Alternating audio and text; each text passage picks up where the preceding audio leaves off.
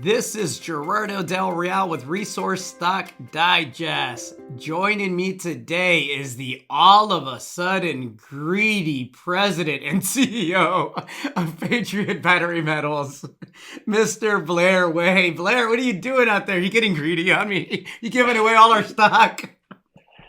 Oh my God, what a day. One of those days in 2 days. Oh, yeah, no.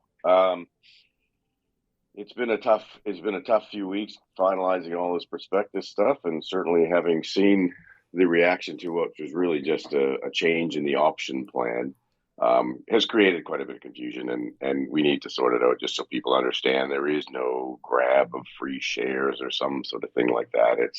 I understand the confusion. It was a bit of legalese in the document we had to put in there, and we should have wordsmithed more around it so it was more clear. But certainly, there is nothing being given away. This omnibus plan, which is a strange word, I'll have to admit, is really just the only option for us as a company in order to be able to increase our pool of options available to us for incentivizing new hires, new directors, and as we've talked many times, the company is growing, and we have to have mechanisms and tools in our toolbox in order to incentivize new hires and newcomers to the company. And options is the most sensible way to do that. But unfortunately, the standard option plan of 10% has pretty much been maxed out, and we needed to increase that pool. And unfortunately, there's not a lot of choices. You do a 10% floating or a 20% fixed. So I will put a clarification out so everybody, all and sundry, can understand it. But I've seen and heard and had many discussions, the concerns, and I've been able to certainly abate those concerns through discussion. But yeah, we need to clarify it, and we will be doing that just so people can rest easy at night and no one's getting anything for free. Let me be serious here for a second. First off, the way that I understand it, the omnibus plan is mandatory, correct? This isn't something that you could have opted out of. Well, what it is we had a choice. If we wanted more than 10% um, pool of options, and given the share structure is so tight, and that's only 10% of the issued outstanding, not of fully diluted. And so we're in a situation at present where we are a bit tight, so we don't have a big pool of options. And obviously, we brought some new people on the board. So majority of those options are consumed, not all of them, but in the interest of knowing, well, in essence, we know we're going to bring new people. There'll be continued growth on the board and to the management team, and we want to be able to incentivize them and attract them properly. And we needed more. We didn't need 9 million more, but it was either 9 million, which was sort of a rolling or floating plan, or 20% fixed. It doesn't mean it's 20% every year. It's just period. 18,283,343 options is the most we could ever issue. It's not saying we are going to use them all. We probably won't, but we want to have a pool. Probably only needed a couple million more to do the incentivizing we have down the track in front of us. But that wasn't a choice. We couldn't go to like 12 or 13%. It was to a 10 or 20. And, and So the and that's 20 fixed exactly was what it. I meant by mandatory. If you are looking Yeah, to attract new talent and you're looking to expand the board of directors and or the technical team, you didn't have enough leeway there to keep it as it was structured currently, correct? that's correct. Yeah.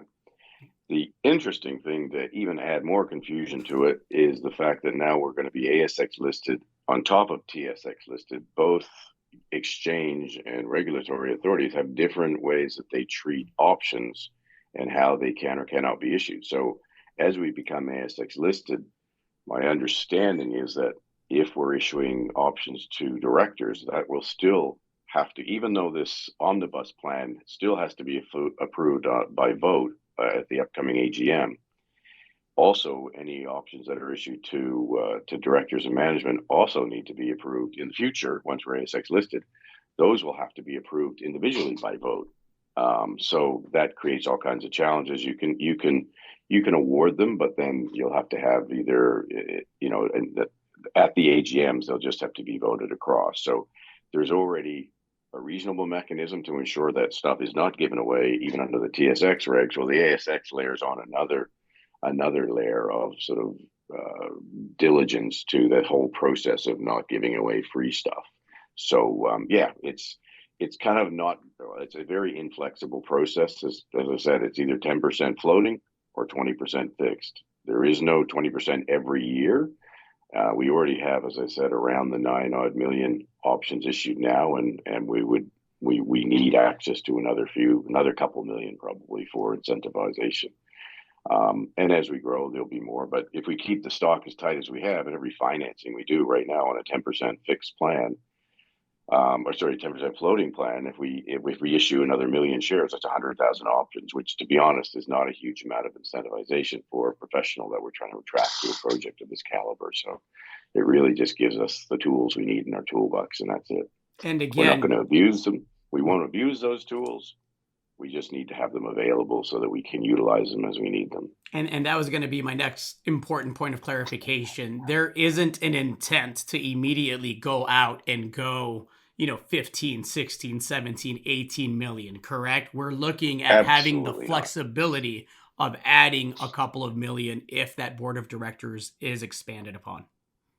Exactly. But for us as a company, in the way we've identified what our options were in respect to increasing our option pool, this was the most sensible way. Obviously, it's created confusion, and we'll sort it out and do clarification. Plus, it's still got to be voted in at the AGM, and I've seen lots and heard lots of statement, "Oh, I'm not voting that thing in," and I get it. If you think we're giving away, 18 million free shares, I get it. I wouldn't be voting it in either, but that's not what it's about. It's about providing the right tools for management and the board to incentivize new people coming in or performance as we move through the program here. And options are the best way, and they're certainly not free. I mean, you get options and they're at $10 when you actually exercise. And let's say you get 500,000 options at $10. That's $5 million that you've got to stump up in order to exercise those options. So, these are not free. Nothing's free in this, and certainly for management and the like, there'll be vesting, there'll be KPIs tied to that vesting process. So again, nothing's being given away, and understand the confusion, and we'll sort it out and clarify it. Well, I've known you for over a decade now, Blair. I know options are your favorite way to incentivize, talented management. With that, it sounds like you have an idea of potentially a board addition or additions that can be accretive in the sense of, either technical acumen or just having additional options on the board as the company grows and works towards the multiple discussions that you're having with all sorts of companies, frankly, from what I learned.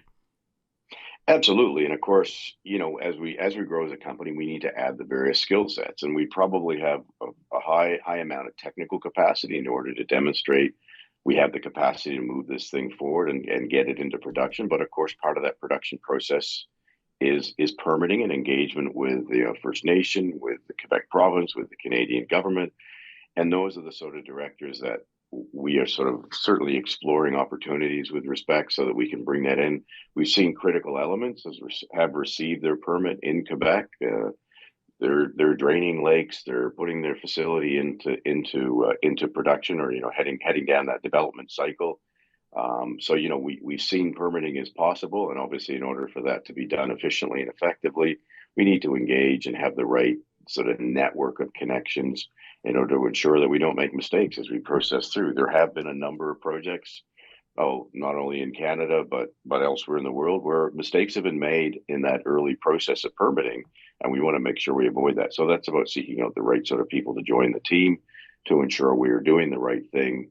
We're going to put together a great EIS. We'll have project descriptions. All those sort of things need to be in the right timing and sequencing, and building the team around us in order to be able to ensure we achieve that. And the options are a key tool for attracting those sort of people. Because as I said, if you give 100,000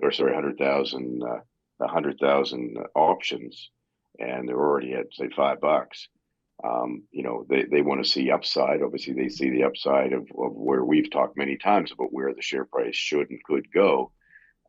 But you need to be a meaningful number of options so that there's strong incentivization for everybody to get in and lean in together and push this thing forward to production. Blair, I appreciate you taking the call on short notice. I have to ask you before you go, how's that ASX listing coming along? Is still looking like what we expected? It's going well. It is a painful process. It's the bureaucracies of multiple exchange and regulations that don't quite line up. And, this omnibus plan is an example of one of the challenges. And I'm spending many hours, and we have our team here spending even more hours building prospectus, geology reports, so many, like independent accounting reports.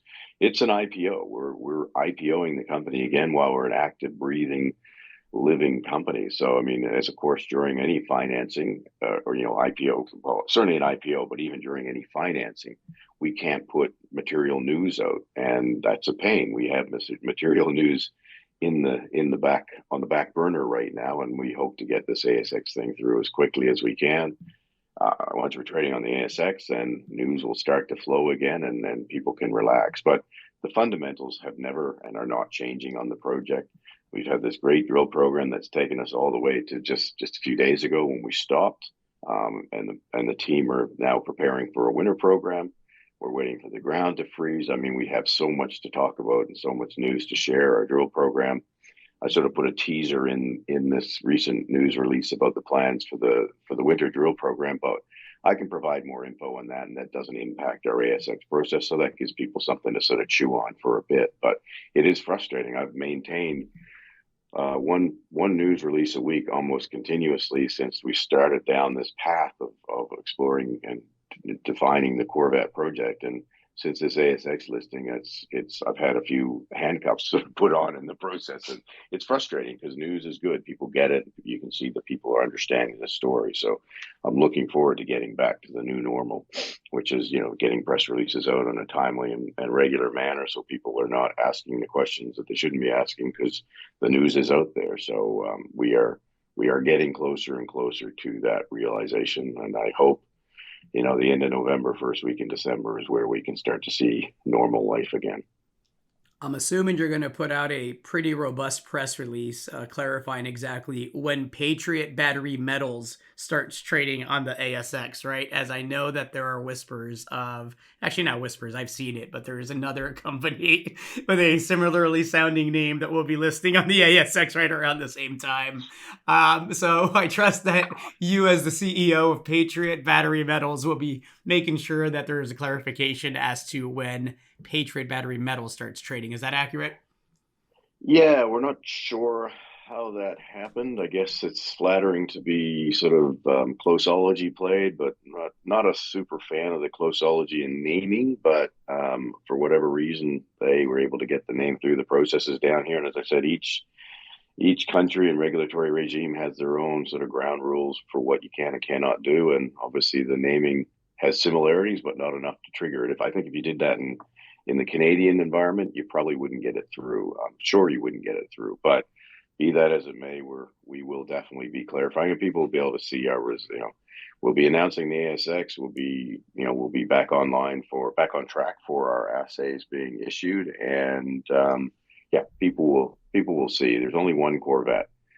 When I say there's only one Corvette lithium project, there's lots of Corvettes, but there's only one Corvette lithium project, and that's Patriot Battery Metals owns it, and it's 100% ownership. We've talked about this at length, and people will be getting on board. The ASX or the investors in Australia are very excited. The people we've spoken to, both institutional and retail, are very excited about what we have, and we remain optimistic that this painful process of the ASX listing was worth it. And we look forward to be trading both on the ASX and the TSX together, and just again lean in and keep pushing this thing forward with what I think is going to be the most aggressive lithium drill program ever in Quebec, or certainly at present. And we'll just keep building this thing out. And there's lots of news to come. People just have to be patient. Looking forward to it, Blair. Can't thank you enough for the time. Thanks, Gerardo. Happy to do the clarification, and we keep leaning in and pushing this thing forward. That's for sure. And again, we're not giving anything away here. I get criticized more for being too cheap and not even giving away a jacket now and then. So it's kind of a funny thing when I read this. Like, what the hell are they talking about? But anyway, it's all good. Everything's on track. We'll get through this ASX sort of dead time zone for news, and we'll onward and up as we go. I look every day in the mail for my spodumene countertop. Have yet to receive it. Thank you so much again, Blair. We'll chat soon. Sounds good. Thanks, Gerardo. Bye now.